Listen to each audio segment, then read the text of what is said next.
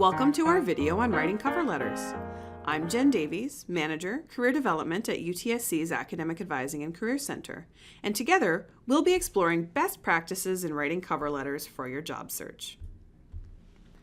If you've been to our website in the past, you may remember this map, a directional map for job search strategies. Like all maps, it tells you where you are, where you've been, and what's ahead of you. This map in particular helps you to know where you are in the job search process. Although the map would suggest that the process is linear, it's not. Job search from beginning to end is recursive and iterative. So what does that really mean? During your job search, you may acquire information through your research that requires you to take a step or two back and then go forward, responding to what you're learning by revising your materials, direction, or approach. The process is a dynamic one, not static. That means as you embark on your job search, you may encounter a number of things that will give pause to consider how to incorporate what you're discovering. Any discovery may require you to revisit earlier work on your resume, cover letter, job target, or strategies for breaking into the labor market. For example, a person may provide you with a suggestion that calls for a revision of your resume or cover letter. Or, in your research, you uncover information that helps you to crystallize a clearer job goal.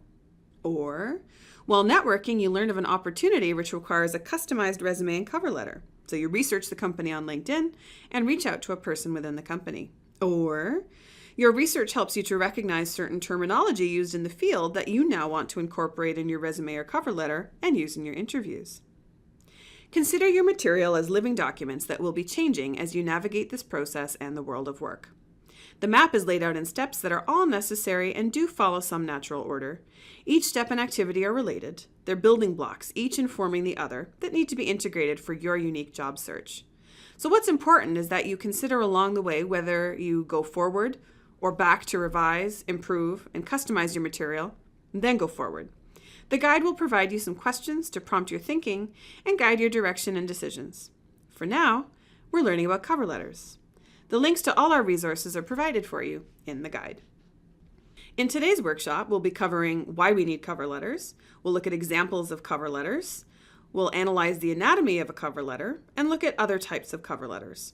You'll have the opportunity to apply the concepts and best practice techniques using the template found in your guide.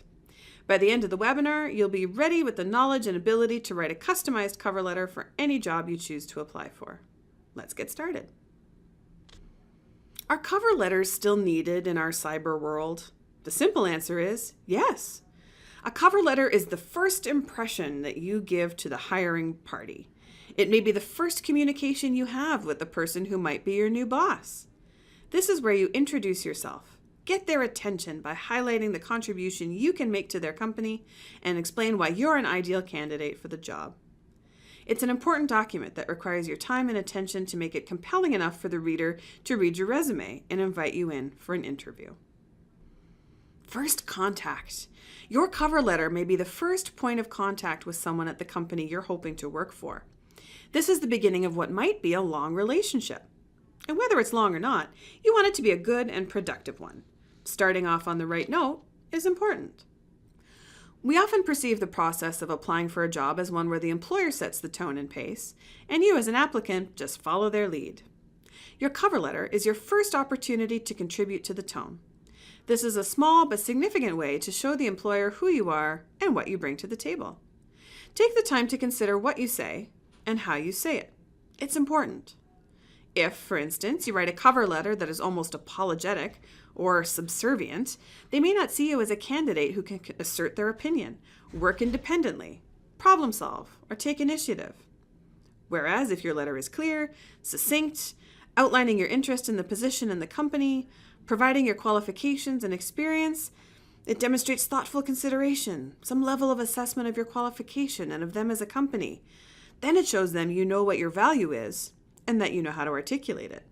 Not to mention, you know what their needs are and how you can meet them. Let's look at some examples of cover letters to understand what constitutes a good, a bad, or an ugly cover letter.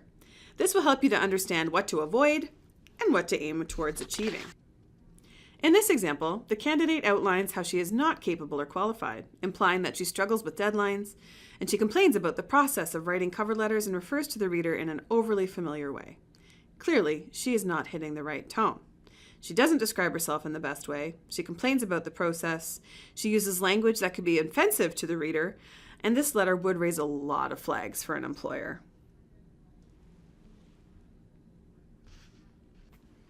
First and foremost, this is not a cover letter.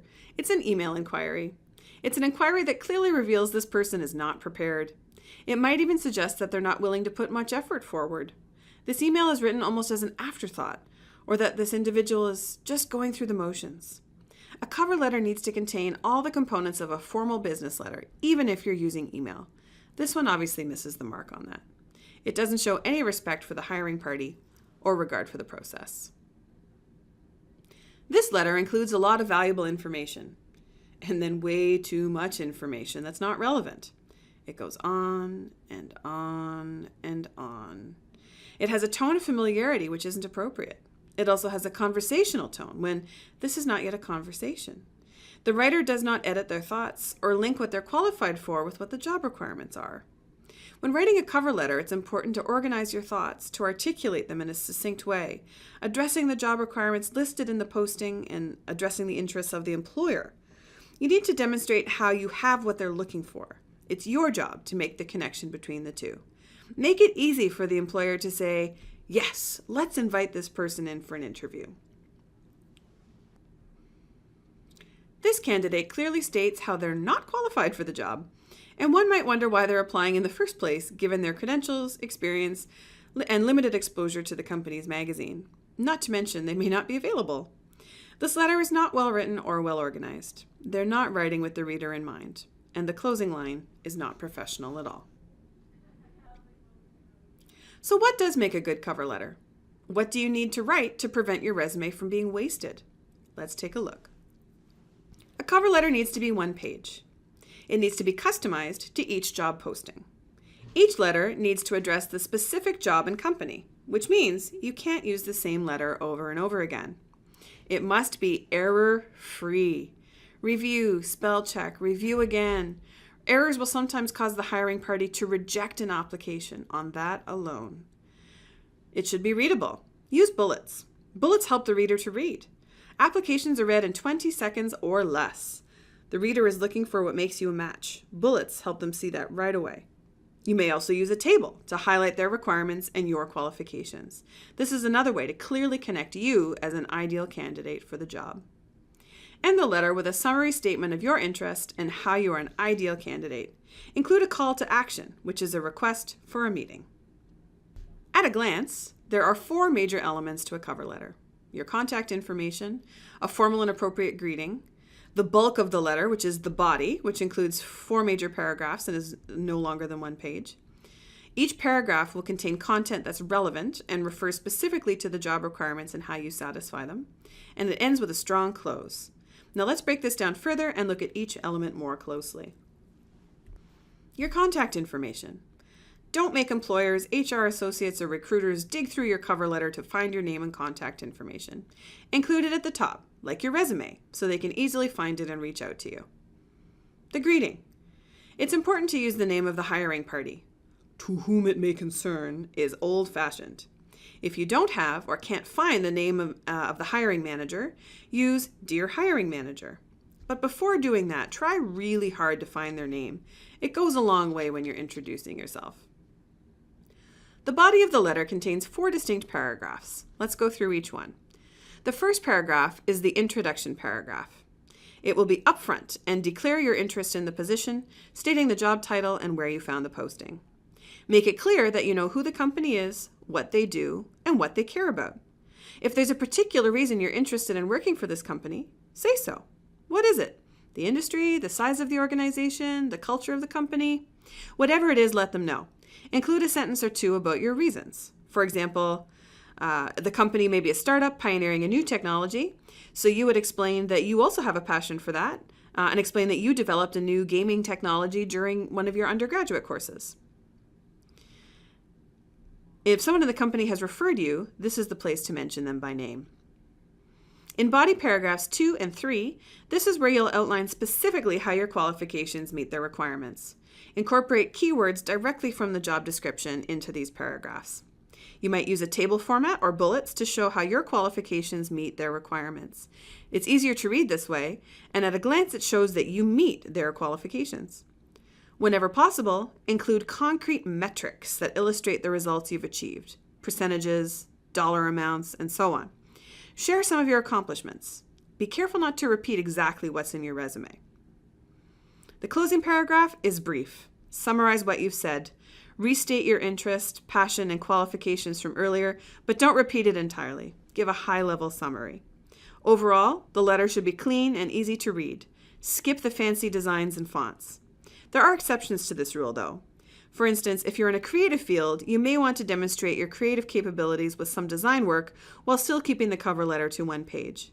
If necessary, you might also hyperlink your portfolio, website, or samples of your work.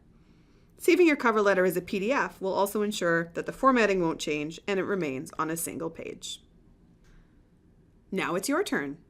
In your guide, you'll find a cover letter template. Find a job posting and write a cover letter applying for that position.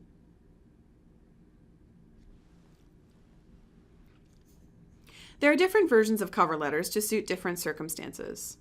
There's a job application letter, which is what we discussed about, and you have a sample in your guide.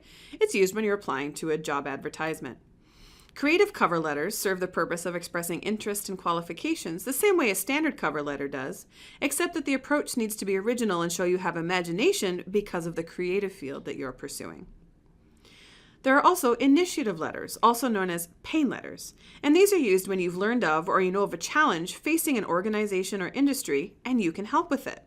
It's similar to making a proposal. I hear you have some challenges, I can help you. Use this when there's no job advertised, but you would love to work at that company anyway. A request for supervision letter serves the purpose of getting the attention of a professor to make a request for supervision. This might happen when you're applying to a graduate program where there's research, and for admission they require you to have approval from a professor who would supervise your work. An introduction letter or referral letter is used to take the initiative to introduce yourself because you've come across a person on LinkedIn or you want to conduct an information interview with a mutual connection. Remember, the hiring process is a conversation and it starts with you. Consider the tone you're setting. The purpose of a cover letter is to introduce yourself, the way you introduce yourself to new people in person, only in writing and very professionally. Address the letter to someone, not something. Work hard to get the name of the hiring manager. Don't make your cover letter generic, because you are not generic. Target the position you're applying for to really show your fit. What and how matters. You're writing to an actual person. Talk to that person about what you bring to the job. Answer the question, would this person fit the job? Because that's what they're asking. Content. Include your contact information so the organization can reach back to you easily. Write the cover letter to the job, not to your resume. Customize. Remember, each cover letter you write is going to be written for a particular job.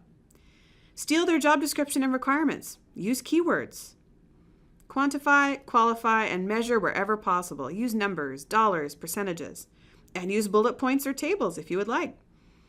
In the summary, summarize the value you bring and offer ways that you can be part of their solutions.